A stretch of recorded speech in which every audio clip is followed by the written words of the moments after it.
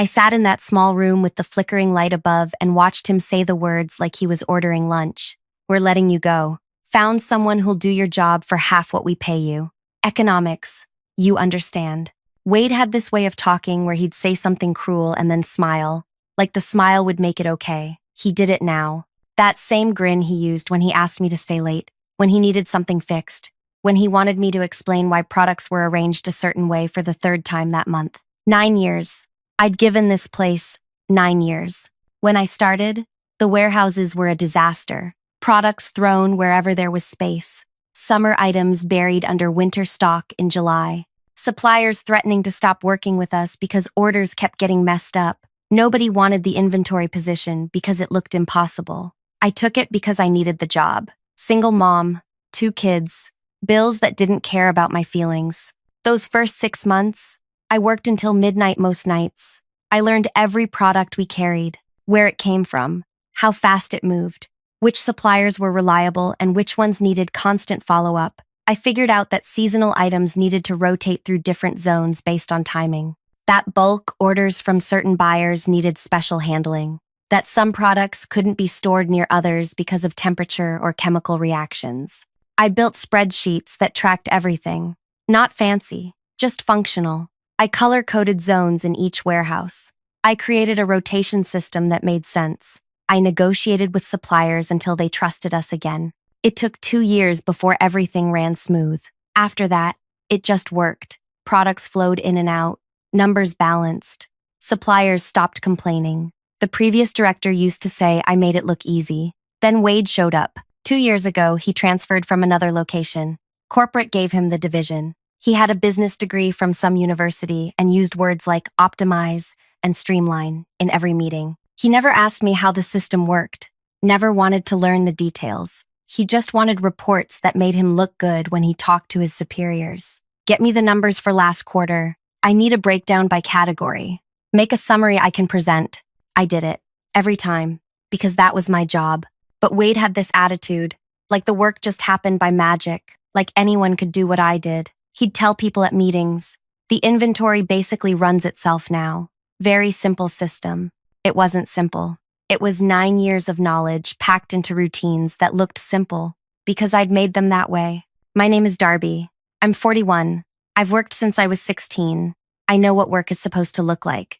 You show up, you do what needs doing, you solve problems, you go home. This job meant something to me, not because I loved warehouses or inventory management, but because I'd built something that worked, because suppliers knew my name, because when something went wrong, I could fix it, because my kids had food and a place to live and Christmas presents. Wade didn't see any of that. He saw a salary line he could cut. We've already hired your replacement, he said, still smiling. Starts Monday. You've got until end of day to clear out your things and transition your duties. Transition? I said. To who? You said he starts Monday. Today is Thursday. Write down what he needs to know. Shouldn't take long. You've always said the system is straightforward. I never said that. He said that. But arguing wouldn't change anything. Wade had already decided, probably weeks ago. This conversation was just a formality. Fine, I said. His smile faltered. I think he expected me to beg, to cry maybe, to ask for another chance. I didn't give him that. I walked back to my workspace. Not an office, just an area with a chair and some shelving, where I kept binders full of supplier contacts, seasonal schedules, product specifications, 9 years of information that couldn't be written down in an afternoon. But I tried. I pulled out a notebook and started writing. Supplier names, phone numbers, which ones needed orders placed 3 weeks early, which ones ran late and needed buffer time, which products had special storage requirements, which buyers were difficult, how to handle the rotation system, when to start moving seasonal products, how to read the reports I'd built. 4 pages in, I realized how pointless this was. The person replacing me wouldn't understand any of this without context, without seeing how it worked in real time, without making the mistakes and learning from them like I did. Wade walked by once. How's it coming? It's coming. He nodded and left. Nobody else said anything. A few people glanced at me. They knew. Word spreads fast in a place like this. But nobody wanted to get involved. Everybody had bills, Everybody needed their job. I understood that. Around 3, I finished writing what I could. I packed my personal items into a box. A coffee mug my daughter made in art class 6 years ago. A sweater I kept here for when the warehouses got cold. Some photos. A plant that somehow survived despite minimal sunlight. Not much to show for 9 years. I thought about the director, Hugh. He'd been with the company for 23 years. Ran 5 regions. Oversaw maybe 200 employees. Wade reported to someone who reported to Hugh, so they'd never actually met. But Hugh and I knew each other. It started 5 years back. One of the new hires got caught stealing. Kid was 19. Director's nephew. Someone's son who needed a summer job and thought he could pocket some merchandise without anyone noticing. Everyone found out. Hugh found out. There was a meeting. Loss prevention wanted to prosecute. Make an example. Show that nobody gets special treatment. They asked me what I thought. I was a supervisor then, before I moved fully into inventory management. I looked at this kid. Scared. Stupid. Young. He's 19, I said. Give him counseling. Make him pay it back. But don't ruin his life over this. The room went quiet. Everyone expected me to agree with prosecution. Hugh's own nephew. Hugh looked at me for a long moment. Then he nodded. Do it that way, he said. The kid paid back what he stole. Did counseling. Finished the summer. Never stole again. Last I heard, he was in college doing well. After that, Hugh started checking in with me. Every few months, we'd meet for breakfast at this place near the main warehouse. Nothing fancy, just eggs and toast and coffee. He'd ask how things were going. Not just work, life, my kids, problems I was dealing with. Other people thought it was weird. Why would a regional director have breakfast with an inventory manager? But Hugh wasn't like that. He remembered that I'd shown his nephew mercy when nobody else would. He valued that. We had breakfast scheduled for today, 4 o'clock. We always did late afternoon because his mornings were packed with meetings. I looked at the clock, 3:15. Should I tell him I got fired? Or just cancel? I decided to go home. I'd text him later, explain what happened. He'd understand. He might even put in a word for me somewhere else in the company. I carried my box through the building, past people working, past the break area where I'd eaten lunch for 9 years, past the bulletin board with safety reminders and birthday announcements. Wade wasn't around when I left, probably in a meeting, taking credit for cutting costs. I loaded the box into my car and drove home. 20-minute drive through traffic. Same route I'd taken thousands of times. I didn't cry. Didn't feel angry, exactly. Just empty. Like something had been carved out, and I was supposed to keep moving anyway. At home, I put the box down, made tea, sat on the couch. My phone started buzzing. Hugh. I stared at it. Let it ring. He'd leave a message. It rang again. Again. On the 4th ring, I answered. Where are you? Hugh said. No greeting. His voice had an edge. We have the review in 30 minutes. Your boss keeps saying you quit. What's happening? I didn't quit, I said. Wade fired me. This morning. Said he found someone who'd work for less. Silence. I could hear Hugh breathing. Background noise. Voices. He what? Fired me. Told me to pack my things and write transition notes for my replacement. I'm looking at the schedule right now, Hugh said. His voice had changed. Colder. You're on here. Quarterly inventory review. 4 o'clock. We do this every 3 months, Darby. You've never missed one. I know. I was coming. Then Wade called me into his office and told me I was done. More silence. Then, stay near your phone. He hung up. I sat there holding my tea. It had gone lukewarm. Outside, I could hear kids playing. Someone mowing a lawn. Normal sounds. Normal day for everyone else. My phone buzzed. Text from Hugh. What's your boss's direct number? I sent it. Then I waited. 20 minutes passed. I tried not to imagine what was happening. Hugh calling Wade. Wade realizing he'd made a massive mistake. But what could Hugh do? Wade was management. He had authority to hire and fire within his division. My phone rang. Unknown number. Hello? Darby, this is Pauline from HR.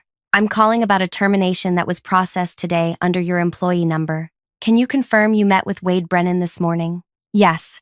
And he informed you of termination? Yes. Did he provide documentation? Severance information? No. He just told me to pack my things. I heard typing. I see. And did he cite performance issues? Disciplinary actions? He said they found someone cheaper. More typing. Longer this time. Okay, thank you. Someone will contact you shortly. She hung up. I felt something then. Not hope, exactly, but something. An hour later, Wade called. I almost didn't answer, but curiosity won. Darby. His voice sounded different. Tight, like he was forcing the words out. There's been a misunderstanding. We need you back. Immediately. I said nothing. There was a communication issue with HR. Your termination wasn't properly authorized. We need you to return tomorrow morning. When? What happened to your better candidate? I said. That fell through. Look, this was a mistake. We value your contributions. You're essential to operations. Essential. He'd never used that word before. Never used any word that suggested I mattered. The director wants the inventory reports, Wade continued. For the review. You have all the data. Nobody else can pull it together in time. Nobody else. Because he'd fired the person who knew how. I'll think about it, I said. Darby, please. I need an answer now. We have obligations. Contracts. The quarterly review is critical for regional planning. You didn't care about that this morning. I made an error in judgment. It happens. But we can fix this. Come back. We'll discuss a raise. Better benefits. Before I continue further, thank you for listening to my story. I know you could be doing anything else right now, but you're here with me. Drop a comment and let me know where you're listening from. I'd love to know this story is reaching people everywhere. Now, let me tell you what happened next. I didn't go back that day, or the next. I let Wade sit with his mistake. Hugh called me that evening. I want you to understand what's happening, he said. I didn't fire Wade. I'm not transferring him. I'm doing something else. What? Promoting him. Effective immediately. He's personally responsible for all 3 warehouses. Direct oversight. No support staff. No transition period. Every decision goes through him. Every mistake falls on him. And he needs to produce the quarterly reports you usually handle. By himself. I didn't know what to say. He told corporate anyone could do your job, Hugh continued. So now he gets to prove it. He wanted to cut costs? Fine. He can manage the system himself and save your salary. Hugh, that system took me 9 years to build. He doesn't know how it works. I know. He's about to learn that. What about the warehouses? The operations? They'll survive. Might get messy for a while. But Wade made a decision that affects my region. He eliminated someone critical without consulting me, without understanding what he was losing. That has consequences. After Hugh hung up, I felt strange. Not happy. Exactly. Not satisfied. Just aware that something had shifted. Wade called me 6 more times that night. I didn't answer. The next day, I got a call from someone at the main warehouse. Trent. He worked shipping. Hey, is this Darby? Listen, I know you're not here anymore, but we have a problem. There's a shipment of winter gear that needs to go out today, and nobody knows where it's stored. Your boss is tearing through Zone C, but I'm pretty sure that's summer inventory. It's in Zone A, I said. Back corner, yellow labels. Thank you. He's been looking for 2 hours. Trent hung up. 20 minutes later, another call. Different warehouse. Supplier delivery came in wrong. Products they didn't order. Nobody knew who to contact to fix it. I walked them through it. Then another call. And another. Wade's voice got more desperate each time. Please. Everything's chaos. Nothing's where the reports say it should be. Suppliers are calling about missed orders. The replacement you mentioned? He quit. Walked out after 4 hours. Said the job was nothing like I described. What did you describe? Data entry. Simple inventory tracking. I didn't know it was this complex. You made it look easy. That word again. Easy. You never asked how it worked, I said. You just wanted it to work. I'm asking now. Come back. Name your price. I thought about it. Going back. Taking the raise. Returning to something familiar. But I'd spent 9 years building a system for someone who didn't value it, who thought I was replaceable, who smiled while he fired me. No, I said. Darby, please. The regional review is in 2 days. Hugh is demanding full reports, supplier analyses, zone efficiency breakdowns, product movement tracking. I don't even know what half of that means. You should have learned when you had the chance. I hung up. Over the next week, I watched from a distance as everything unraveled. Friends still working there would text me updates, products getting shipped to wrong locations, seasonal items sitting in zones where they'd degrade, suppliers threatening to drop contracts because orders were chaotic. Wade was working 16-hour days trying to fix it. He'd call me at midnight, voice raw from exhaustion, begging for help. I'd answer sometimes, give him small pieces of information, enough to keep things from completely collapsing, not enough to save him. Hugh called once during that week. "You doing okay?" "Yeah. I know this situation isn't ideal. The warehouses are struggling, but Wade needs to understand what he threw away, what you built. Some people only learn through consequences. What if he doesn't figure it out? Then we'll make other arrangements. But that's not your problem anymore. You gave 9 years. You don't owe us anything else." He was right. I didn't. I started applying to other positions, different companies, different industries, places where inventory management mattered, where experience counted for something. 3 weeks after Wade fired me, I got an offer. Smaller company, manufacturing operation. They needed someone to organize their distribution system. Better pay than I'd made before. Flexible hours. Boss who asked questions and actually listened to answers. I accepted. Wade called when he found out. Someone must have told him, "You're really leaving? What am I supposed to do?" "Figure it out. Like I did 9 years ago, when nobody wanted this job." "That's different. You had time to learn." "I had time because I took it. Nobody handed me knowledge. I built it. You could have learned any time. You chose not to." He went quiet. Then, "I'm sorry. I didn't understand what you did. I thought it was just managing lists." "I know. If you come back, I'll do better. I'll learn. I'll support you properly." "Wade, you fired me. You looked me in the face and said you found someone better. You can't unfire that. You can't take back showing me exactly how much I meant to this place. It was a business decision. Everything's a business decision until it affects you personally. Now you're living with yours."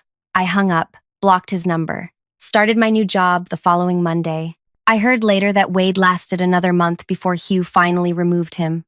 Not fired, transferred to a smaller location, single warehouse, no direct reports, essentially demoted while keeping his title. They brought in someone new to run the division, someone who understood operations, who spent the first month just learning the system I'd built, talking to suppliers, understanding why things were arranged certain ways. That person called me once. "I'm trying to untangle what's here. Your notes help, but there's so much institutional knowledge that's just gone. How did you keep all this in your head?" 9 years of showing up, I said. 9 years of showing up. 9 years of fixing problems nobody else wanted to touch. 9 years of learning what worked and what didn't. She thanked me, said if I ever wanted to consult, they'd pay well. I told her I'd think about it, but I didn't want to go back. Not even as a consultant. That chapter was done. My new job felt different from day one. The owner, a woman named Bree, walked me through the facility personally, showed me every area, introduced me to every person, asked me what I needed to succeed. "Time," I said. "Time to learn your products, your suppliers, your processes. This won't be instant." "I know," Bree said. "That's why we're hiring you. We need someone who understands this takes work." It was refreshing. Being treated like my knowledge mattered, like experience was valuable instead of expensive. The facility was chaos when I started. Not as bad as my old warehouses had been 9 years ago, but close. Products scattered, no clear organization system, suppliers frustrated by constant ordering mistakes. I'd seen this before. I knew how to fix it. I started the same way I had years earlier, learning every product, talking to everyone who worked there, understanding the flow, where things came from, where they needed to go. What slowed the process down? Took me 3 months to build a working system, color-coded zones, rotation schedules, supplier relationships rebuilt, reports that actually tracked what mattered. Bree checked in regularly, not hovering, just present. "How's it going? What do you need? Any obstacles I can remove?" That's what good management looked like. Someone who understood that helping employees succeed was how you succeeded. Meanwhile, I heard stories from my old workplace, through friends still there, through industry contacts, through the occasional message from someone who had my number. The new division manager was struggling, not because he was incompetent, but because rebuilding what I'd spent 9 years creating was nearly impossible. The institutional knowledge was gone. The supplier relationships had been damaged during Wade's chaotic month. Trust took years to build and moments to destroy. Products were moving again. Orders were getting filled, but it wasn't smooth. It wasn't efficient. It was functional at best. One of my old supplier contacts called me, guy named Roland. I'd worked with him for 7 years. He provided seasonal merchandise, outdoor equipment, camping gear, holiday decorations. Your old company keeps messing up orders, he said. Wrong quantities, wrong timing. I've tried working with their new person, but it's not the same. Any chance you'd consider coming back? I'm not going back there, Roland. What if I move my contract to wherever you are now? Would your new company be interested in seasonal merchandise? I thought about it, talked to Bree. She was interested. We worked out an arrangement. Roland shifted a portion of his business to us. Then another supplier did the same, and another. Within 6 months, my new company had picked up 4 major suppliers who'd previously worked with my old employer. Not because I asked them to switch, but because they valued reliability. They valued relationships, and those relationships had been with me, not with the company. Hugh called me around that time. You're stealing our suppliers. I'm not stealing anyone. They're making business decisions, just like Wade did when he fired me. Hugh laughed. Actually laughed. Fair point. How's the new place treating you? Better. Good. You deserved better than what happened. I'm sorry it took Wade's stupidity for you to find it. You could have stopped him. I could have, but you would have stayed in a place that didn't value you. Sometimes the worst thing that happens to us is the push we need towards something better. He wasn't wrong. I'd been comfortable at my old job. Not happy, not fulfilled, just comfortable, familiar. I probably would have stayed another 9 years, building systems for people who didn't appreciate them. Getting fired hurt, but it freed me. My kids noticed the difference. Not just the better pay, though that helped, but my mood, my energy. My daughter Riley said it one night at dinner. You seem lighter, Mom. Lighter. Like something heavy isn't sitting on you anymore. She was 14, too perceptive for her own good. But she was right. I'd been carrying weight for years. The weight of being undervalued, of working harder to prove I deserved to stay, of making someone else look good while staying invisible myself. That weight was gone now. Work became something I did instead of something that drained me. I solved problems, built systems, trained new employees properly, had conversations with management where my input mattered. About 8 months after I started my new job, Bree called me into her office. We're expanding, opening a second facility across town. I want you to oversee inventory for both locations. Build the new system from the ground up. Train someone to help you manage it. It was a promotion. More responsibility. More money. More recognition. I'm in, I said. You don't want to think about it. I've been thinking about it since I walked in here. This is exactly what I want to do. Building the second facility system was satisfying in ways I couldn't fully explain. Like creating something from nothing. Knowing it would work because I understood what made systems work. I hired an assistant, young guy named Carlos, 23, eager to learn, asked questions constantly, wanted to understand not just what to do but why. Training him reminded me of training myself 9 years earlier, showing him how products moved, why certain items needed specific storage, how to read supplier patterns, when to anticipate problems before they happened. He absorbed everything, took notes, made mistakes, and learned from them. Within 6 months, he was handling daily operations while I focused on bigger picture planning. That's what succession should look like. Not firing someone and hoping their replacement figures it out, but deliberately building knowledge, passing it on, creating systems that survived beyond one person. My old workplace never called me again after that first conversation with the new division manager. I heard through the grapevine that they'd stabilized. Not great, not back to what it was, but functional enough to keep operating. Wade disappeared from my radar entirely. I didn't ask about him, didn't look him up, didn't care. Some people thought I should feel triumphant, like I'd won something, but it didn't feel like winning. It felt like moving forward, like leaving behind something that didn't serve me and finding something that did. One afternoon, about a year after I'd been fired, I was in the new facility checking a shipment when my phone rang. Unknown number. I almost didn't answer, but something made me. Darby? This is Glenn. I don't know if you remember me. I worked in receiving at your old job, Zone B warehouse. I remember. How are you? I'm okay. Listen, I'm calling because I'm leaving the company. Found something else. And I wanted to thank you before I go. Thank me? You probably don't remember, but 3 years ago, I made a huge mistake. Mixed up 2 shipments. Cost the company thousands. I thought I'd be fired. You came and found me in the loading area. I was panicking. You said, mistakes happen. Let's fix it.